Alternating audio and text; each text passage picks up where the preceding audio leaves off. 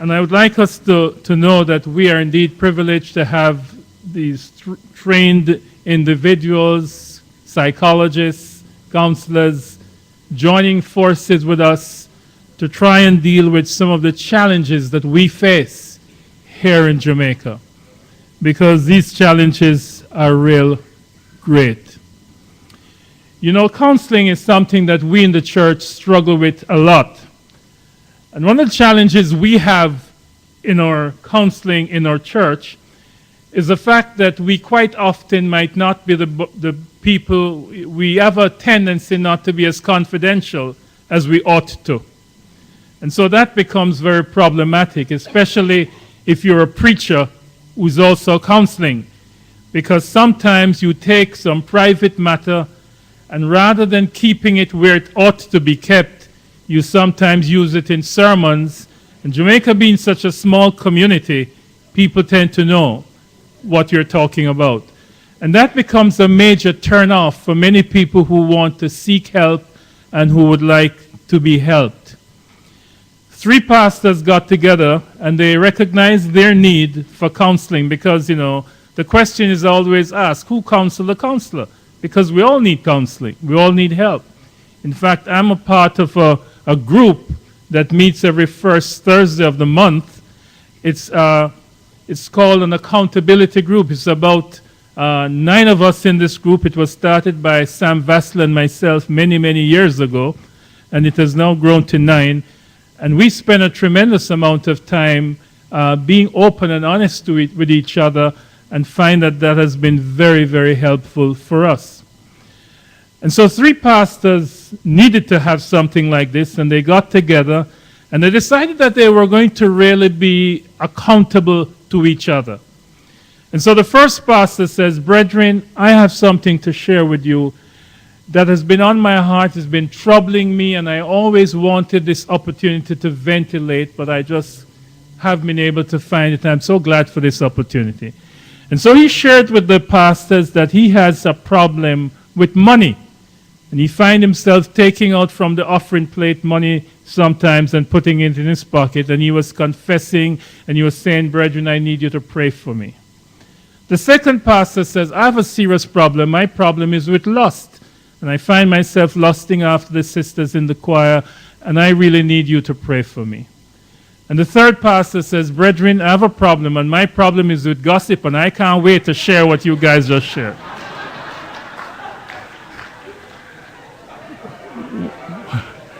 One of the things that you're going to find that if you are going to be effective in counseling, then we can't afford to have a problem with gossip.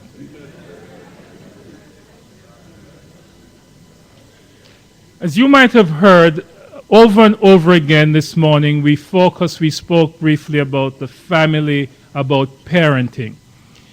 And parenting is such an important aspect. You heard that parenting influences you, and that's true. We need to understand that what is being said is not that you be exactly like your parent, but your parent influences you. Your parent can influence you to the point where you say, I'm not going to be like my parent. And that's an influence. And so Dr. Faith Linton and myself spent quite a few years recognizing how important parenting is and how lacking it is in Jamaica. And we spent quite a few years doing some research, and we finally came out with a book called Answers to Questions Parents Ask. And this book is available. It's a book written about Jamaicans from the Jamaican perspective, integrating psychology with the Bible, and presenting a book that is going to, I believe, has been tremendously helpful already. In fact, Victoria Jubilee bought 1,800 copies to make it available to the young parents coming out of Jubilee. As you know, Jubilee is the largest maternity hospital in our country. And so we want to really, I want to just read a quote on the back of the book. We had a very famous American, North American, reading this book before we printed it to give us his reflection. And this comes from Malcolm Gladwell. Malcolm Gladwell says, human behavior is a contribution of instincts and skills. Laughing and yawning and crying are instincts. Reading, on the other hand, is a skill. It has to be taught. And then he says, the great mistake that many people make with parenting is to think of it as an instinct. We have instincts as parents, but those instincts are not always correct or complete. Loving our children is an instinct. How to love our children well is a skill. This book is about helping you to love your children well. In this book, we devoted 2 chapters speaking about sex education, because we recognize that sex education is something that is lacking by most parents. They really don't know how to educate their children about sex. And that has to be done from very, very young. You can't be like the parent who goes to her daughter at 12 and says, and the mom says to her daughter, now that you're 12, we need to talk about sex. And the 12-year-old looked at her mom and says, what do you want me to tell you about that subject, Mom? Nor do we want to be like what happens normally is that you tend to share with others that which you got from your parents. And this youngster, about 13 years old, went to his dad and he said to his dad, Dad, where did I come from? And his dad said to him, son, a stork brought you. His dad was giving him what his father told him and what his father's father might have told his father. And so the boy was very shocked. His father was an elder in the church. And so he was very shocked and he looked at his father and he says, so Daddy, where did you come from? He says, son, a stork brought me. So he says, Daddy, where did Grandpa come from? He says, son, a stork brought him. The fellow was so disappointed with his father, he left his father, he went into his bedroom, he got on his knees and he began to pray. Dear God, please help my family. There's been no sex for 3 generations.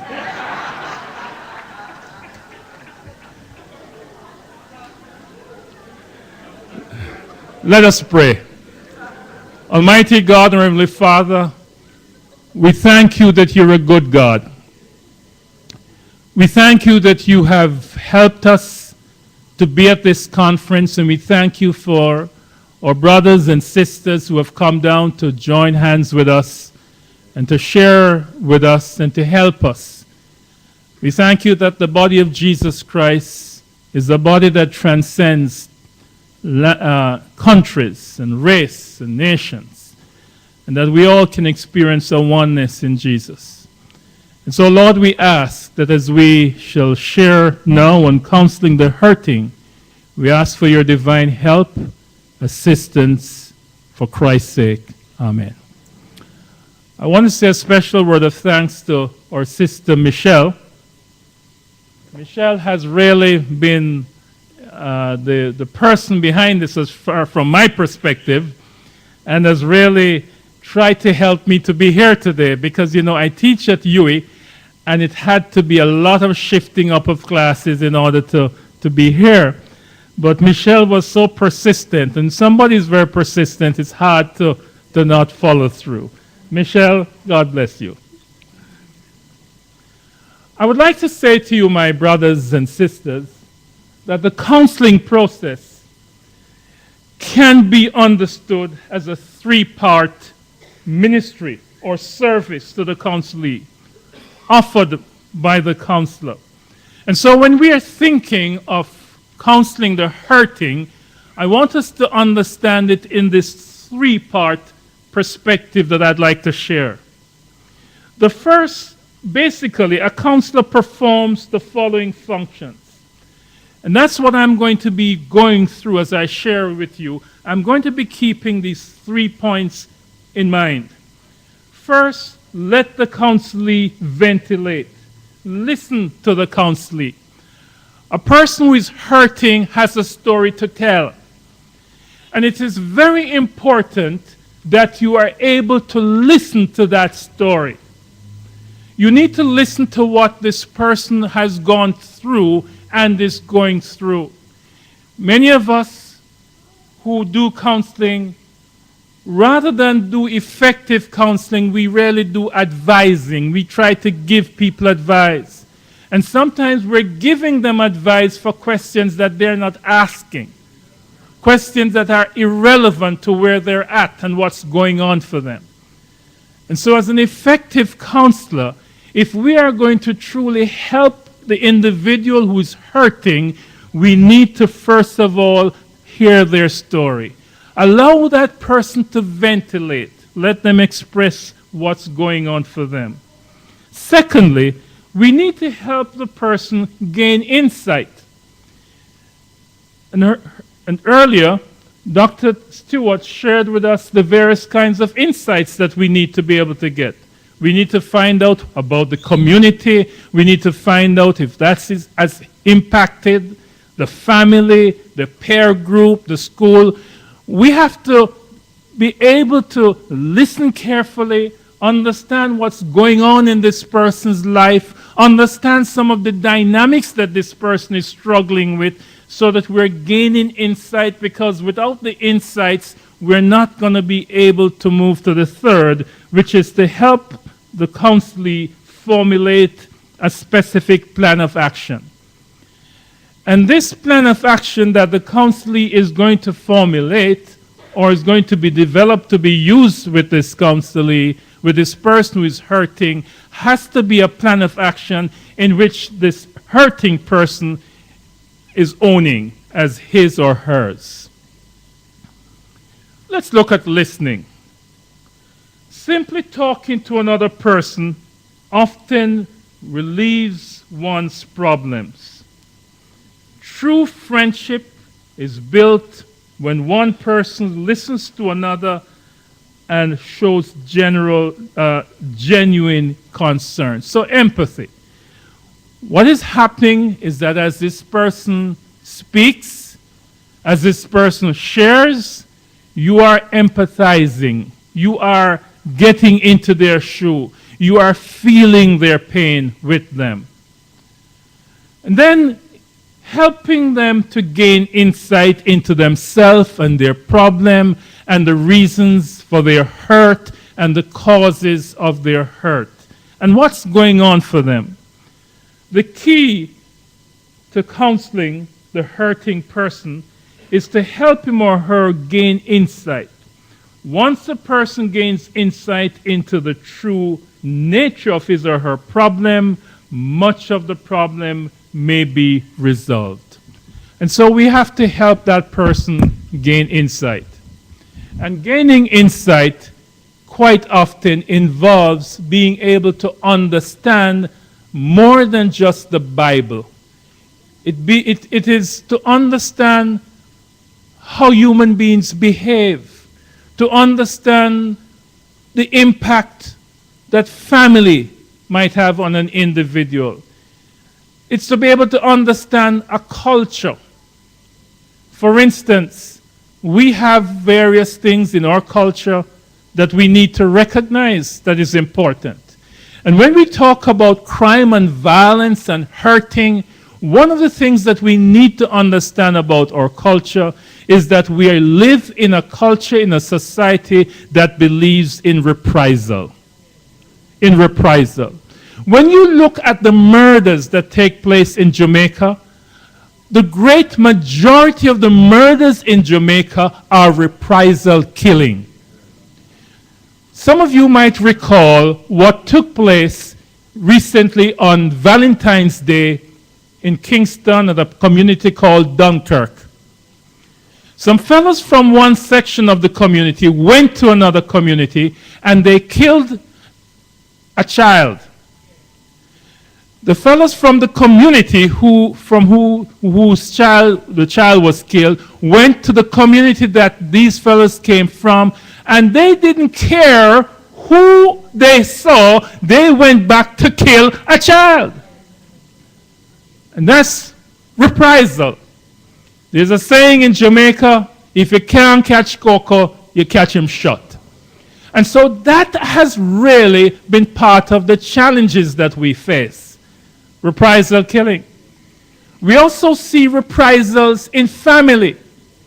We see a father, a mother being very upset with her husband because he beats her up, or her man because he beats her up. And what does she do? She takes it out on that boy that looks like him. And what does that boy do? He takes it out on that sister that looks like her. And sometimes the poor sister has nothing to do but to kick the dog. And so we see this kind of dynamics going on. And so that's also helping us to be able to gain some insight. To gain some insight into what's happening with individuals who are hurting. Because quite often when an individual is hurting as a result of violence, as a result of trauma, as a result of things that have been done to them, in the psyche of that individual could very well be, I want revenge.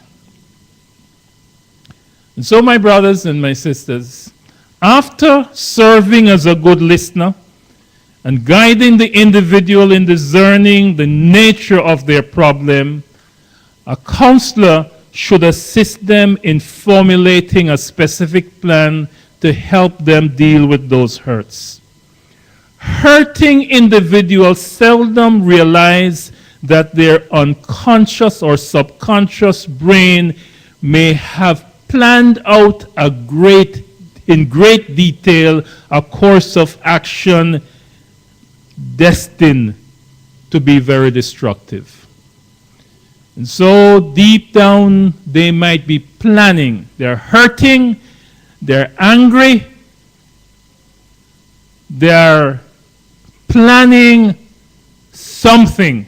And sometimes that which is being planned is destructive to them and also to others. I want you to hear me say that many people in Jamaica who have been victims of crime and violence, either personally or relationally, either domestic or non-domestic, see the perpetrators as the enemy, and because they're bound by violence, they're alienated by hate. My brothers and my sisters, hate is a trigger, snarling in the soul. Hate is our natural response to any deep and unfair pain. Hate is our instinctive backlash against anyone who wounds us wrongly. And that's been the experience that I have seen and I've heard and I've understood as I talk to police officers and as I've understood the crime situation in our country. But what is it that we feel when we feel hate for another human being?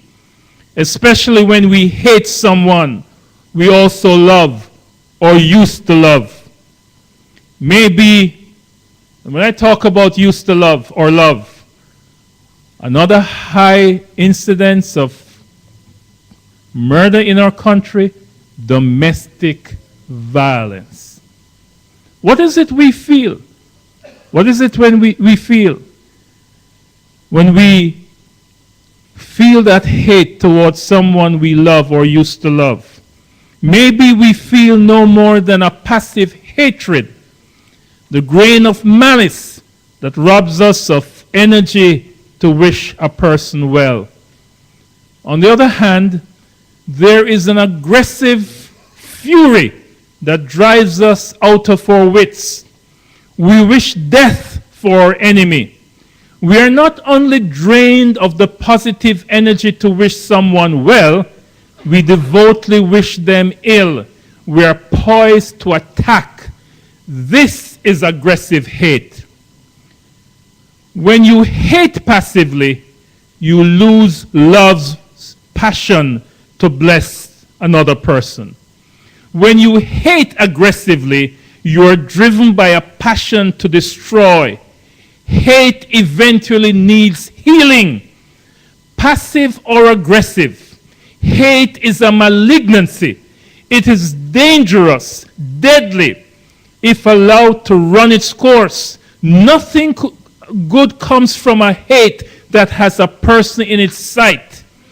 And it surely hurts the hater more than it hurts the hated.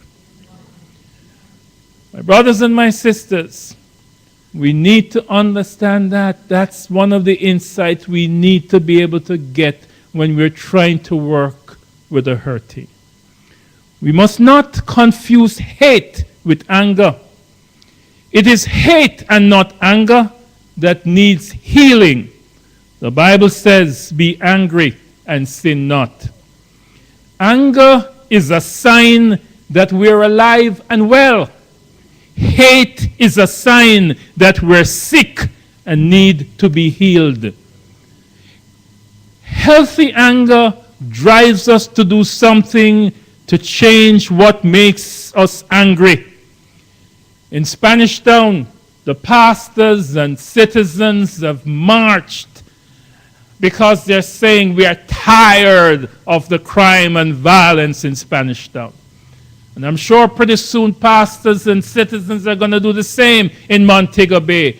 You're saying we are tired of the murders and all that. Because you're angry, and it's a healthy anger. It's an anger that energizes you to make things better. That's the kind of anger I believe that energized Martin Luther King in the United States back then, to make things better. Hate does not want to change things for the better. It wants to make things worse. Hate wants to belch the foul breath of death over life that love alone creates. Because of hate and reprisal, one group kills, the other group kills, and it is, when will it stop? When will a vicious cycle? When will it stop? I want us to understand that this hate is a terrible disease that we need to address if we are going to help the hurting. We need to recognize that quite often that person who is hurting is hating. I remember once working with a youngster. He was about 12 years old. His father was murdered. And all he was saying to himself, I just won't wait until I get bigger and I get a gun and I am going for that person. He wasn't sure who is that person, but in his mind he was thinking of a person. Whether that person was the person or not, but he was building up that hate towards. And so it becomes that cycle. I would like to share with you some things about hate that make it such a hard sickness to cure. First of all, it is people, not merely evil, that we hate. It is people that quite often when you're hating, it is not people who are being hated. It is not the evil that is being hated. It is people. Let me remind you that God loves the sinner, but he hates the sin. Secondly, we most often aim our hatred at people who live within our circle of our committed love.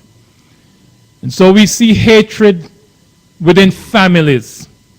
We see brothers against brothers. We see fathers against mothers. We even see children against their parents. Thirdly, we hate people we blame. And so when you're hurting, the tendency is to blame the person who is causing your hurt, is to identify that person. And that's who has caused me to hurt. And so you blame that person, and we hate the person we blame. Fourthly, hate can be fatal when we let it grow to enormous size inside of us. My brothers and sisters, one of the great things about being Christians is that we're people that brings good news. Because one of the greatest things that happened when Jesus came back after him being crucified, and I believe that the devil must have had a bashment. But the third day. Good news! He's alive! The good news is that hate can be cured when we are able to heal ourselves by forgiving. When you forgive someone for hurting you, you perform spiritual surgery inside your soul. You can cut away the wrong that was done to you so that you can see your enemy through the spiritual eyes that can heal your soul. Detach that person from the hurt and let it go, the way a child opens his hands and lets a trapped butterfly go free. Then invite that person back into your mind, fresh as a piece of history between you had been rewritten.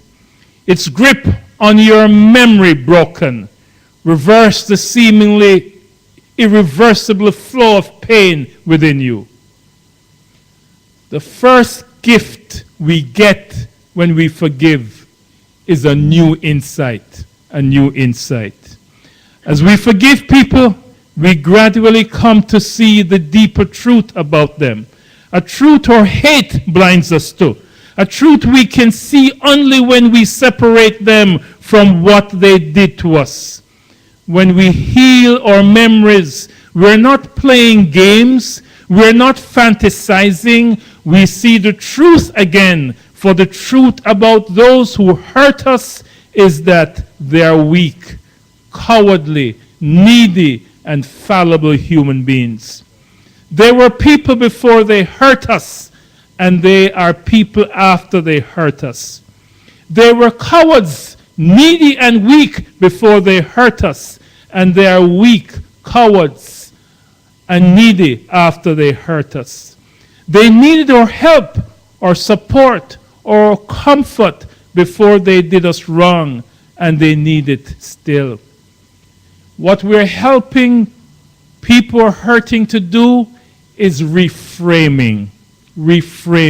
We're helping them to see this person who they once hated as needy human beings. They're not only people who hurt us. This is not the deepest truth about them, or hate wants to cloak them top to bottom only in the rags of their rotten deed. But the spiritual eyes of forgiving look beneath the tattered rags and let us see the truth. When forgiving, let us see the truth about our enemies. It gives us a new feeling towards them. When we talk of feeling, the word irrelevance may help. When you forgive me, for example, the wrong I did to you becomes irrelevant to how you now feel about me. It does not matter, does not count, has no bearing, cannot be figured into your attitude towards me. The person you hated until now, the pain I once caused you, has now no connection with how you feel towards me now. Forgiving, my brothers and sisters, is an honest release, even though it is done invisibly, within the forgiver's heart. It is honest because it happens along with honest judgment, honest pain, and honest hate. True forgivers do not pretend they don't suffer. They do not pretend the wrong does not matter much, because it does. What they are doing now is recognizing that with God's help, they can release you. Forgiveness is love's antidote for hate, beginning with passive hate, the loss of energy to wish people well. So when we feel the slightest urge to wish that life would go bad for that person, we instead wish them well. We have begun to forgive when we are now wishing a person well. When you are able to wish a person well rather than wish them harm, you have now started the process of forgiving. When you're helping that person who's hurting to be able to start wishing well, then that person is beginning to experience healing. When you forgive the people who hurt you deeply and unfairly, you perform a miracle that has no equal. Nothing else is the same. Forgiving has its own feel and its own color and its own climax, different from any other creative act in the repertoire of human relationships. Forgiving gets its unique beauty from the healing it brings to the saddest of all, the person who's hurting, who's experiencing pain. We need to do it, my brothers and sisters, and we need to help our clients and our counselees to do it, because we live in a world in which human love is often fractured by unfair suffering. I need to quickly share with you some things, though. Some things that forgiving is not. And I would like to share this because a lot of what I see happens in church has more hurt people more than help them. Let me share with you what forgiving is not. Forgiving is not forgetting. When we forgive someone, we do not forget the hurtful acts as if forgetting came along with the forgiveness package. You can never forgive people for things you have forgotten. Think about it. You can never forgive people for things you have forgotten about. You need to forgive precisely because you have not forgotten what someone did to you. So when you're helping the hurting, don't tell them must forget. Don't do that to them. Because what you're doing to them is telling them to deny themselves of the pain they experience. Forgiving, my friends, is not forgetting. Can I just share an experience? Now, my dad, going back to what I was talking about earlier on, my dad used to say to me, you must forgive, but you must never forget what the person did to you. And don't go back down in the same situation. And that is similar to what you are actually saying right there. Because you can have that, but it takes God himself to make you totally forget. Okay. Secondly, I'm going to give you some chance. I want to have a good period of time for question and answer. So, because sometimes the very question you ask or the comment you make is what I'm going to be saying next. All right. Secondly, excusing is not forgiving. We excuse people when we understand that they were not to blame. We forgive people for things we blame them for. We do not help people by excusing them. We help them by allowing them to take responsibility. Are you with me? So I want you to hear me say that excusing is not forgiving. Excusing is not forgiving. We need to understand that we're going to forgive that person, but that person, we do not help that person by excusing them. That person has to take responsibility for their action. That's how we help people. Thirdly, forgiveness is not the same as smothering conflict. We Christians are notorious for doing this. Oh, my brother, it's all right. Put it under the blood. Put it under the blood. When deep down you are hurting and you are upset and you're angry, but you say to the person, oh, we'll leave it to Jesus. When you need to tell the person how much they hurt you. How much they hurt you. Are you with me? So smothering is not forgiving. Is not forgiving. Accepting people is not forgiving them. We accept people because of the good people they are for us. We forgive people for the bad things they did to us. We accept people for the good they are. We forgive them for the bad they did. If we accept them and not allow them to have to deal with what they did, we are not going to help them. We're not going to help them. My brothers and my sisters, I'm going through this with us because I believe as a church we have not helped people therapeutically and in a healthy way because we don't understand what forgiveness is not. Forgiveness is not tolerance. Forgiveness is not tolerance. Forgive me and you heal yourself. Forgive me of me doing wrong to you. Forgive me and you heal yourself. Tolerate everything I do and you are in a lot of trouble, my friend, because I'm going to keep doing it over and over again. I'm going to say to myself, why Christianity really make them stupid for true? Forgiving is not tolerance. Forgive me and you heal yourself. Tolerance, tolerate everything I do and you are in for a long, long haul with me. You can forgive someone almost anything, but you cannot tolerate everything. You can forgive someone of almost everything, but you cannot tolerate.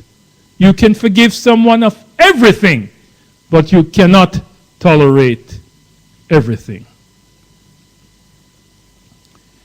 My brothers and my sisters, as we work with hurting people, we need to understand that they and us have to forgive in order to be healed of our hurt. You do not have to forget after you have forgiven. You may, but your forgiving can be sincere even if you remember. You do not excuse people by forgiving them. You forgive them only because you hold them to account and refuse to excuse them. You do not forgive people by smothering conflict. If you forever smother people's differences, you rob them of a chance to forgive. So you say to them, oh, it's okay, God has taken care of that. But you need to take care of it. You do not forgive people merely by accepting them. You forgive people who have done something to you that is unacceptable. You do not have to tolerate what people do when you forgive them for doing it. You may forgive people, but still refuse to tolerate what they have done. A very important point that I'd like to make here, because I want to spend a little time on this one. Forgiveness is not equal to trust. Did you hear what I say? Forgiveness is not equal to trust. I have worked with so many people that the church has messed up. And let me say this. When a woman is being battered by her husband or her man, and her church leader or pastor or elder say to her, you must forgive him and go back. And she go back to get more battering. I have seen women die when they could have been alive today because we didn't understand that forgiveness doesn't equal trust. Forgiveness does not equal trust. My brothers and my sisters, my heart pains within me because I see too often. These people mean well. They want to serve God. They want to do what God tells them to do. But when we give them those kinds of advice and suggest and allow them to become battering sticks, when we say to a woman whose husband is having or man is having umpteen affairs and giving her umpteen different STIs and STDs, and we say to her, your duty is to go, and when he asks you for sex, give him, it's your duty. When we do that to her, and she end up getting HIV, and end up getting AIDS, and end up dying, how do we live with that? How do we live with that? Forgiveness is not equal to trust. The person you have forgiven might not be trustworthy and need to earn your trust. Forgiveness. My brothers and sisters, one of the things that we need to recognize as well, and unfortunately in the rush of putting this together, I left this section out, but I'll go through with it, is that forgiveness has stages. Forgiveness has stages. The first stage of forgiveness is that forgiveness begins with a legitimate injury. You have been hurt and you are feeling rejected, abandoned, abused, beaten up. You've had loved ones killed. You're mourning.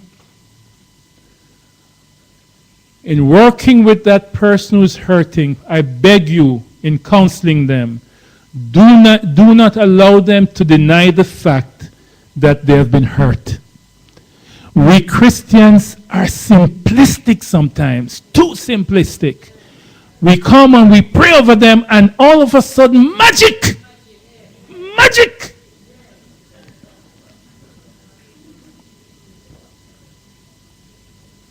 It is important for the person to be honest with themselves on what's going on for them.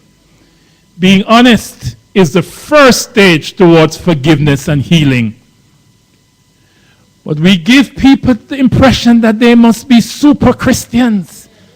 And their super Christian is that they mustn't hurt. Oh, they mustn't. You're still talking about that? Forget that now, man. Forgive. If you forgive, then you won't. Move on. The first stage, and so many people never got a chance to move on because they have denied themselves of feeling what they ought to be feeling in an effort to be regarded as spiritual, an effort to be regarded as people who truly love God.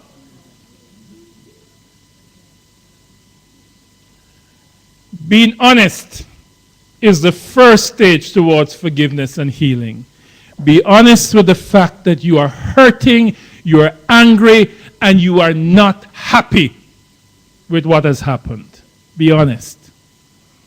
Don't pretend to be this wonderful Christian. Oh, praise the Lord. So how are you feeling, brother? Praise the Lord. Bless the Lord. Be honest. And so in counseling and helping this person, you need to help them to ventilate. And part of this ventilation, remember we talk about the three-partite, the first aspect? Part of this ventilating is them being honest, helping them to be honest with how they feel.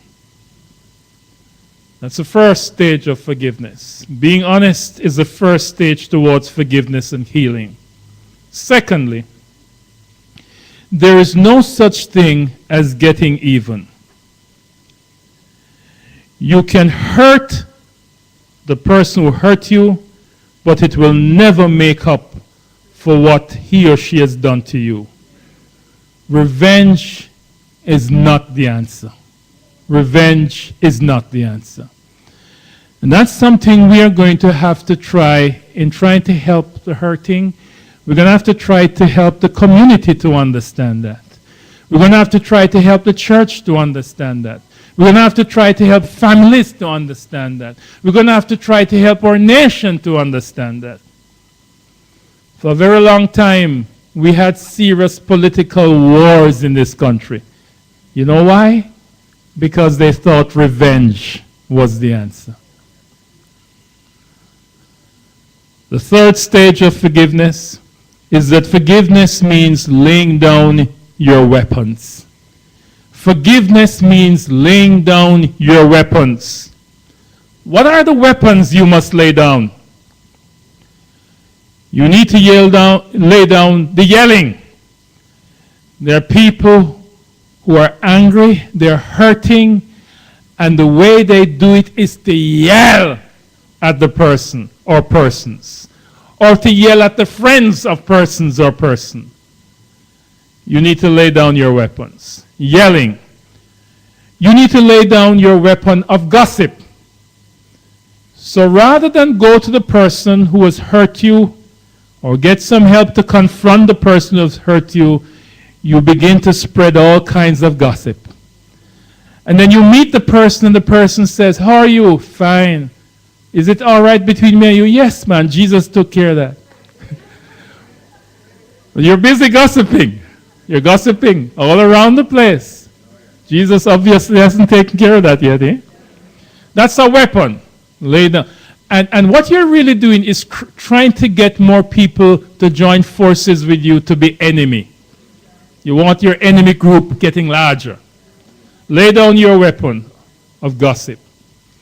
Lay down your weapon of passive aggressiveness. Passive aggressiveness, you are nice, praising the Lord, but every now and again, when you think of the pain and the hurt, you just cuss and go on bad. Lay down your weapon of passive aggressiveness. Lay down your weapon of putting someone down every chance you get. And so you talk about the person who hurt you every chance you get, you find a way to put him or her down. Lay down those weapons. Weapons are things we do to lash out at other people or to get even or to protect ourselves. Weapons are those powerful things we use to try and get back. To try and get back. Forgiveness means laying down your weapons.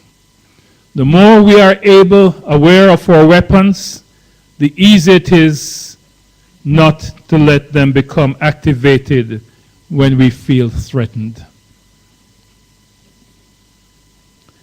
Forgiveness, my brothers and my sisters, is something that I want to repeat. Forgiveness is not the same as trust, because forgiveness is not a feeling.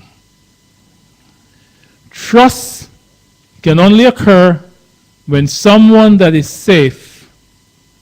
Trust can only occur with someone that is safe. Therefore, you can consistently forgive someone, but until that person is safe and ceases acting or speaking in a hurtful way, you cannot trust him or her. Consequently, trust is dependent upon the person that has hurt you, and forgiveness is dependent upon you. What am I saying?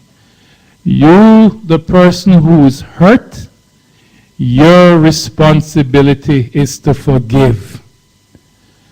The person who has hurt you, that person's responsibility is to win back your trust. Is to win back your trust. Is to earn back your trust. It is not your responsibility to trust him or her. It is their responsibility to win back that trust. Your responsibility is to forgive. My brothers and my sisters, forgiveness means, and this is very important, because if we're going to help somebody who's hurting, and we're going to recognize the importance of helping them to get over hate, and recognizing that forgiveness is the way we get over hate, we need to remember this, that forgiveness means grieving. Forgiveness means letting your hurts die. Grieving is a crucial part of the healing process. It's a crucial part of healing from pain. Unforgiveness causes a person to feel that they have to keep up their guard. Grieving is admitting to yourself that you can never get back what someone took from you. You can never get it back. Remember, forgiveness is for the victim more than for the offender.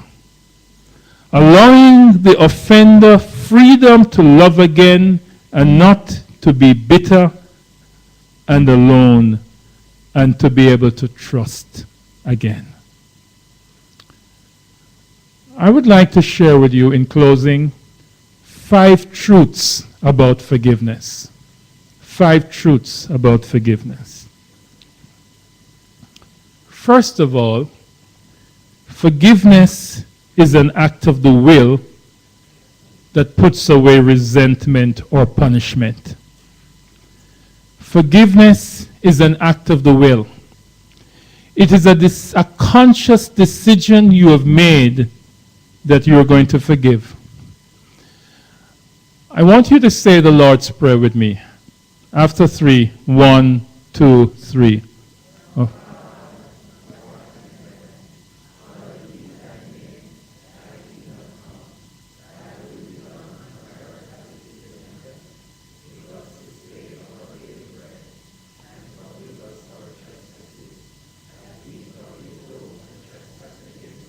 Okay, stop. Did you hear what we said just now? We're praying to God, and we say to God, just like how I forgave, I'm asking you to forgive me. And so as we work with ourselves, and as we work with those who are hurting, and as we have allowed them to ventilate, and as we have gained insights and recognized how much they might be carrying hate, and recognize that that hate is going to be destructive, and that they need to be able to forgive. And as we have worked with them and helped them to understand what forgiveness is not, and we've helped them to understand forgiveness, we need to also make them understand that there is a sense in which we are saying to God that we are asking you, dear Lord, we who sin every day, we're asking you, dear Lord, to forgive us, just like how we've been able to forgive that person who hurt us. Forgiveness is an act of the will. It's a conscious decision that you have made that this is what you're going to do after you have gone through those stages. Secondly, forgiveness is costly. It is very costly. It cost Jesus his life. It's going to cost you the joy of getting revenge. It's going to cost you the joy of seeing that person suffer. Because we Christians have a way of saying, leave him to Jesus. Leave him to God. Or, it's all right, man. God going to zap him. Or God going to zap her. That could very well happen. We don't know. But guess what? That's not our prerogative. We are saying, Lord, we're releasing. We're releasing. And how you know you've forgiven somebody is when you can wish that person well. When you can wish that person well. How you know you have not forgiven somebody is when they have done well has been theirs and you are so upset with God. Or you're so angry that they are doing well. You know you're forgiven when you can wish a person well. You can help that person who's hurting to know that forgiveness has taken place. Spiritual surgery has taken place because they're now able to wish well. Thirdly, forgiveness should be expressed verbally and specifically. One needs to be able to say, I have forgiven you of this. It should be expressed verbally and specifically. I would like to suggest that forgiveness is not conditional. You don't say, I will forgive you if you make me a promise you won't do it. Nobody can make promises like that. Forgiveness is not conditional. Let me also haste to say that forgiveness is not impossible. I can't forgive you rarely means I won't forgive you.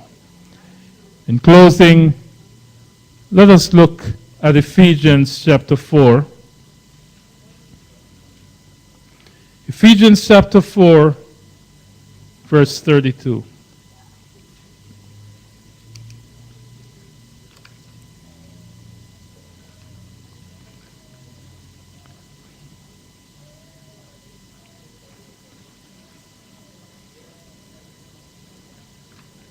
It says, and be kind to one another, tender-hearted, forgiving each other just as God in Christ also has forgiven you.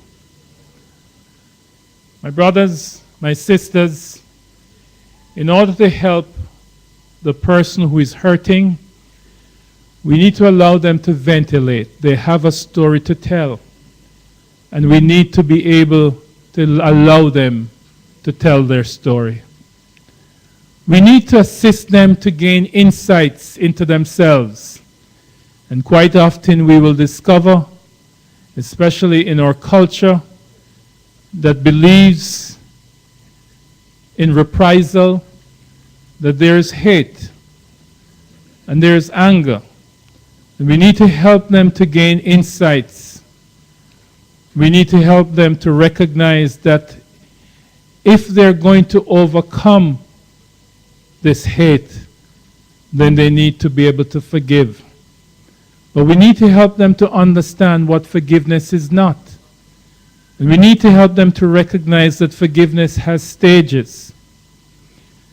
And then we can help them to realize that forgiveness means letting your hurt die in order to experience true healing.